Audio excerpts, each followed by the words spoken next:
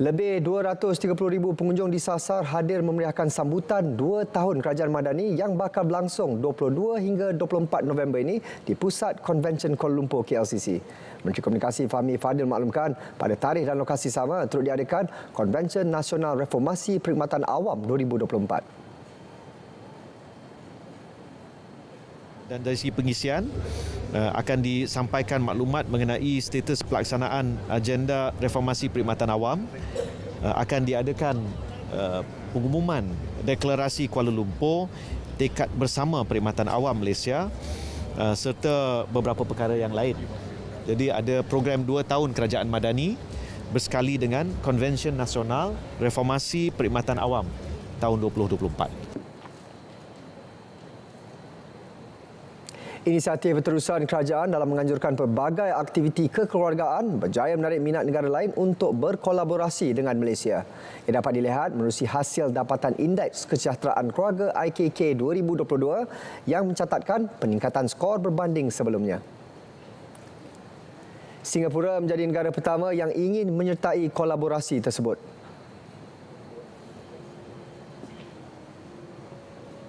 Jadi mereka belum lagi ada dia punya persediaan, tapi apabila mendengar tu mereka nak cepat-cepatlah nak mengadakan, tapi mereka tidak menyatakan bila.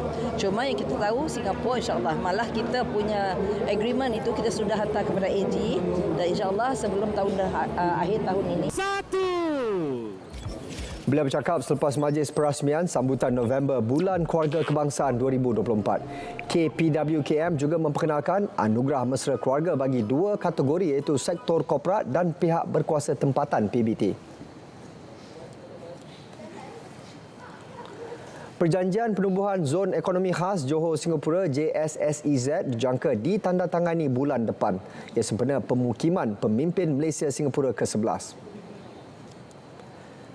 Perkara itu dicapai jawatankuasa bersama peringkat Menteri bagi Iskandar Malaysia yang mengadakan mesyuarat khas bagi membincangkan kemajuan penubuhan JSSEZ.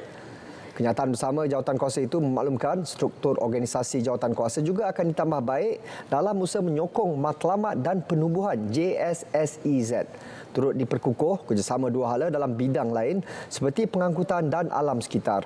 Jawatankuasa juga berharap dapat bersidang semula pada separuh pertama 2025 untuk mengekalkan momentum positif kerjasama 2 hala. Mesyuarat itu dipengerusikan bersama Menteri Ekonomi Rafizi Ramli dan Menteri Pembangunan Negara Singapura Desmond Lee. Pelaksanaan skim harga maksimum musim perayaan SHMMP Deepavali 2024 lancar dengan majoriti peniaga mematuhi perundangan harga maksimum yang dikuatkuasakan.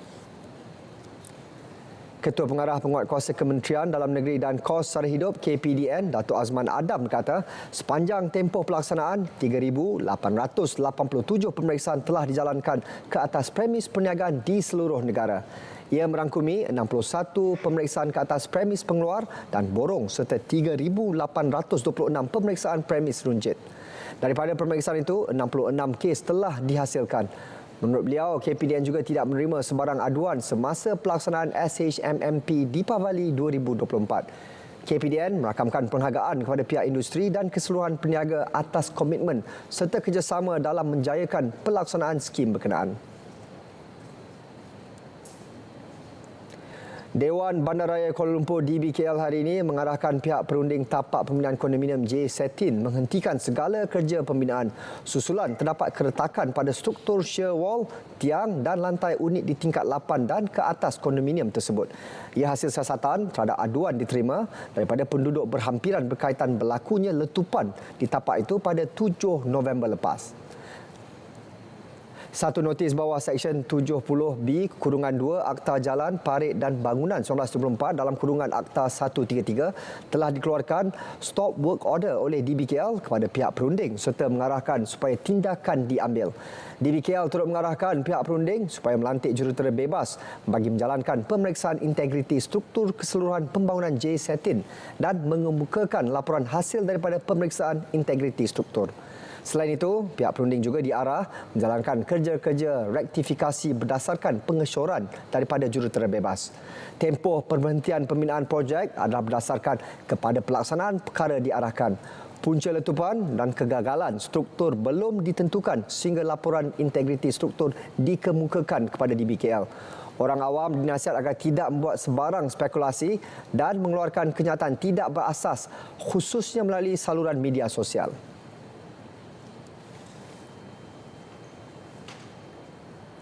Saudara, berita wilayah diteruskan dengan lintas langsung dari Selangor. Untuk mengetahui perkembangan dari sana, kita bersama Tengku Amril, Tengku Arifin. Q, teruskan. Terima kasih, Sahih. Untuk perkembangan, kita mulakan dengan bagi memupuk kesedaran serta kepentingan zakat dalam kalangan generasi muda. Lembaga Zakat Selangor melancarkan Zakat Aulad Club ZAC. Ketua Pegawai Eksekutif LZS Muhammad Sarbin berkata sebagai permulaan ZAC akan diperkenalkan di 11 sekolah rendah agama integrasi SRAI di Selangor. Jelas beliau, program dengan kerjasama Jabatan Agama Islam Selangor itu diperkenal sebagai kesinambungan kepada modul pendidikan zakat Selangor dan bakal diperluas pelaksanaannya kepada SRAI lain di Selangor bermula tahun depan. Sebuah lagi inisiatif oleh Lembaga Zakat Selangor di dalam mendidik anak-anak atau generasi yang akan datang di dalam untuk menjadikan mereka celik zakat. Dan Zakat Aulad Club ni merupakan salah satu lagi kesinambungan daripada program atau inisiatif yang telah dilancarkan pada tahun 2022, iaitu modul pendidikan zakat Selangor, iaitu sebuah modul yang dibangunkan. Seterus yang paling penting adalah untuk mereka menerima zakat itu sebagai salah satu daripada amalan rukun Islam dan seterusnya membudayakan mereka di dalam menunaikan tanggungjawab zakat sebagai salah satu lagi daripada rukun Islam yang 5 itu, ya. Satu inisiatif khas akan diperkenalkan kerajaan negeri bagi memastikan semua taska berdaftar. Ini berikutan sebanyak 128 taska di Selangor masih belum berdaftar setakat Julai lalu. Menurut Esko Kebajikan Masyarakat Anfal Sa'ari, ia merupakan geran khas bernilai RM400,000 yang disediakan bagi pengusaha taska yang belum berdaftar di bawah Jabatan Kebajikan Masyarakat. InsyaAllah Disember nanti kita akan buka permohonan untuk geran pengusaha taska yang belum berdaftar. Ini adalah inisiatif untuk menggalakkan pengusaha-pengusaha taska untuk daftar. Ada yang isu berkaitan kewangan dan sebagainya yang dalam proses kelulusan di pihak PBT dan juga seterusnya di JKM. Jadi kita akan berikan maksimum RM5,000 kepada pengusaha taska. Maknanya berdasarkan bil yang proses semasa. Seramai 20 penggiat industri pelancongan menerima RM10,000. Ia bagi mendorong penggiat industri pelancongan menonjolkan produk baru yang lebih menarik sempena Tahun Melaut Selangor 2025. Menurut Exco Pelancongan Negeri Selangor, Dato' Eng Sulim, jumlah itu merupakan geran berjumlah RM200,000 yang telah diluluskan kerajaan negeri. Kita adakan hubungan yang rapat, kerjasama yang intim dan pada masa yang sama kita baru luluskan ada bajet untuk grant kepada operator-operator, persatuan-persatuan yang mereka adakan event, adakan tonjolkan produk yang baru. Kita nampak inovasi dan kreatif, kita akan bagi grant. Ada geran disediakan RM200,000 ke apa? RM200,000. Walaupun tak besar tapi itu memberi suntikan semangat kepada mereka. Grant tersebut juga bertujuan memastikan sektor berkenaan terus pulih dan berkembang selepas terkesan akibat pandemik COVID-19. Seramai 31 veteran tentera tanpa pencen di sekitar Selangor menerima bantuan sebanyak RM250 setiap bulan selama setahun bermula tahun depan. Bantuan bagi membantu meringankan beban bekas tentera yang tidak berpencen. Saya bagi pihak sahabat-sahabat veteran semua amat bersyukur di samping sumbangan daripada kerajaan baru-baru ini yang BSS yang telah dinaikkan daripada 300 menjadi 500 dan kami mendapat imbuhan tambahan sumbangan daripada pihak Calventure sebanyak RM250 sebulan selama setahun. Semoga kita dapat menyantuni lagi lebih ramai rakyat Malaysia yang kurang berkemampuan, insya-Allah. Semoga rakyat Malaysia akan boleh dinaikkan taraf kehidupan mereka supaya mereka yang menerima sumbangan pada ketika ini daripada CalVenture, pada akan datang mereka juga boleh menjadi sebahagian yang akan memberi sumbangan balik kepada rakyat yang kurang berkemampuan. Selain itu, golongan berpendapatan rendah B40 turut menerima sumbangan. Paparan itu mengakhiri lintas langsung dari Selangor. Untuk lagi perkembangan menarik, kita kembali bersama Sahih. Silakan Sahih. Baik, terima kasih. Tahfiz Model Ulul Albab TMUA di bawah Kementerian Pendidikan KPM kini telah diaplikasikan di 15 buah sekolah seluruh negara termasuk sekolah berasrama penuh.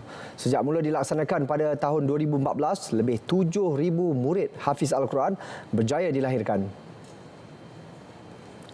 Menurut Pengarah Bahagian Pendidikan Islam Kementerian Pendidikan KPM, Omar Saleh, TMUA dilaksanakan untuk melahirkan golongan profesional yang mengamalkan ajaran Islam selaras dengan falsafah pendidikan kebangsaan.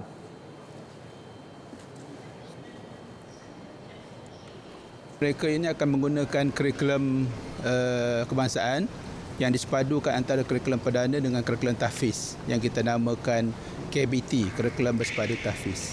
Jadi murid-murid kita ini dia belajar kurikulum biasa dan dalam masa yang sama mereka akan menghafal Quran 30 juzuk.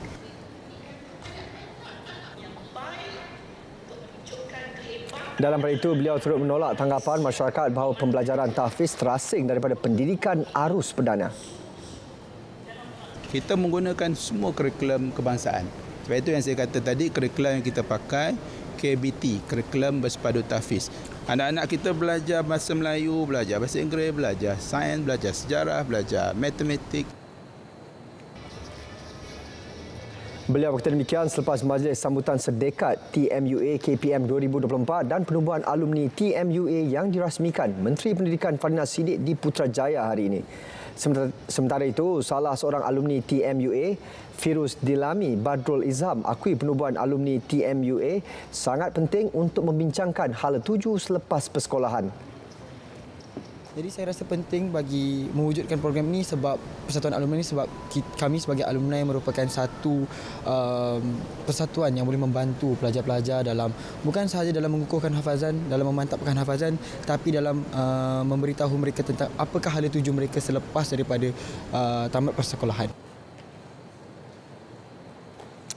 Jasa dan sumbangan selama 65 tahun, pengarah dan penerbit filem Othman Hasham terbalas menerusi penyerahan hadiah kenderaan Proton S70 bernilai RM90,000 oleh DRB Highcom Berhad.